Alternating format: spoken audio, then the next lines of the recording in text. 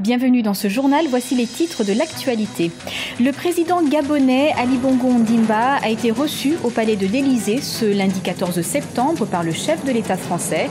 L'occasion pour les deux présidents de renforcer les liens de coopération entre la France et le Gabon. Première visite en France du chef de l'État nigérian, le président Muhammadu Buhari a lui aussi été reçu ce lundi 14 septembre par le président François Hollande. Au menu des discussions, les enjeux de sécurité liés à la lutte contre le terrorisme, mais également les perspectives économiques du Nigeria. Et puis nous irons du côté du complexe sportif de Kintélé en fin d'édition pour le compte-rendu de la finale du tournoi de volley-ball féminin aux 11e Jeux africains de Brazzaville au Congo. En République démocratique du Congo, les parlementaires ont fait leur rentrée ce mardi 15 septembre et les enjeux de cette rentrée parlementaire sont de taille puisque les élus doivent examiner le budget du gouvernement pour 2016, mais également l'organisation des élections et les retards pris ces derniers mois. Le président gabonais Ali Bongo Ondimba a été reçu ce lundi 14 septembre par son homologue français François Hollande. L'occasion pour les deux chefs d'État d'évoquer plusieurs questions, notamment l'interpellation de Meksan Akrombessi, directeur de cabinet du président gabonais. Il a été interpellé le 3 août à l'aéroport de Roissy, c'est en région parisienne. Les précisions de Lise Elsie Akizimana. Le président gabonais s'exprime sur l'arrestation de son directeur du cabinet à Paris en France. Ali Bongo Ondimba a fait une déclaration après un entretien avec son homologue français François Hollande qu'il a reçu ce lundi 14 septembre 2015, l'occasion de revenir sur l'interpellation de Meksan Akrombessi le 3 août 2015 à Paris en France par la justice française. On a attendu le dernier jour au moment où il prenait l'avion pour venir l'interpeller d'une manière particulière et qui relevait simplement de la politique spectacle. Et donc par là, nous disons que le Gabon, on a voulu humilier le Gabon par la manière dont cette interpellation a été conduite. Maintenant, sur le dossier lui-même, je n'ai pas grand-chose à dire, simplement que nous sommes confiants. Les autorités françaises soupçonnaient le directeur du cabinet du président gabonais d'avoir perçu illégalement de l'argent de la société Marc, une entreprise spécialisée dans la fabrication d'uniformes militaires. Dans sa déclaration à l'Élysée, le président Ali Bongo est également revenu sur sa priorité concernant la jeunesse gabonaise, en améliorant la qualité des études et des conditions des étudiants. Depuis qu'il est au pouvoir, le nombre des boursiers est passé de 10 000 à 30 000, une performance qu'il compte renforcer. Ce que je veux faire, c'est seulement accélérer la possibilité pour les étudiants gabonais, donc non seulement d'étudier dans leur pays, dans de meilleures conditions, et avoir de bons programmes en adéquation avec le secteur privé, parce qu'à la fin de la journée, qu'est-ce que l'on veut ? On veut une jeunesse qui puisse demain avoir du job, avoir du travail. Et donc voilà pourquoi aussi nous travaillons avec le secteur privé pour qu'il y ait une meilleure adéquation entre la formation et l'emploi. Cette visite du président Ali Bongo Ondimba en France s'inscrit également dans le cadre de la préparation de la COP21, le sommet mondial sur le climat qui se tiendra à Paris du 30 novembre au 11 décembre 2015.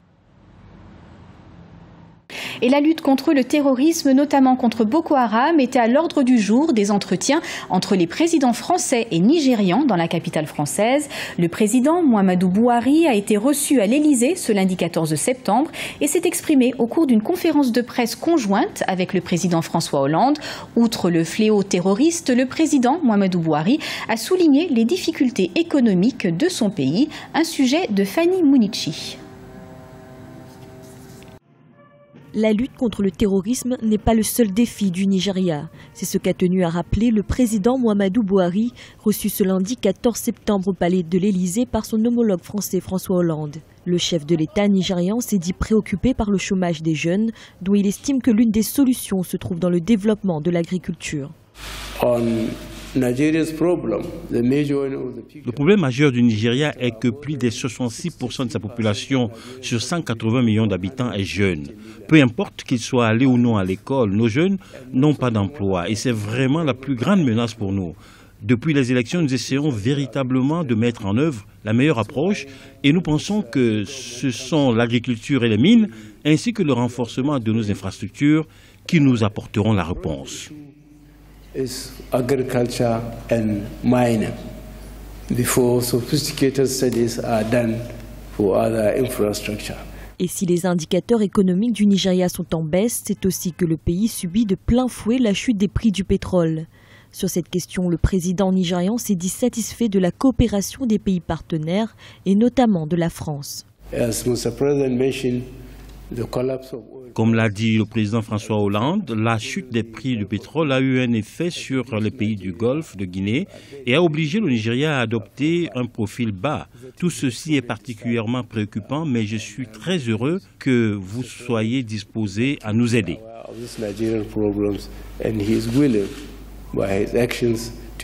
À noter qu'un forum d'affaires France-Nigeria a lieu ce mardi 15 septembre à Paris.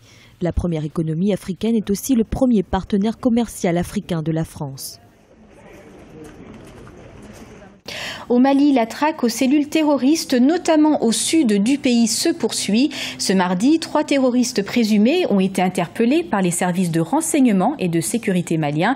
Des arrestations qui interviennent une semaine après le démantèlement d'une filière terroriste près de la frontière ivoirienne. Mais un mot de sport pour terminer. Cameroun-Kenya, c'était l'affiche de la finale de la compétition de volley-ball dans la catégorie féminine des 11e Jeux africains qui se déroulent actuellement à Brazzaville, au Congo. Et c'est le Kenya qui a décroché la médaille d'or. Alors retour sur ce match avec ce reportage d'Olive Adjakotan. Le Kenya vainqueur du tournoi féminin de volley-ball du cinquantenaire des Jeux africains. Les Kenyans ont battu les Camerounaises par 3-7-1 lors de la finale disputée ce 14 septembre 2015 au gymnase Massamba Deba à Brazzaville. Le premier set a tourné à l'avantage du Cameroun 25-15. Mais les Kenyans vont remporter les 3 sets suivants 25-14, 25-15 et 25-19. Un titre acquis grâce à la détermination des Kenyans.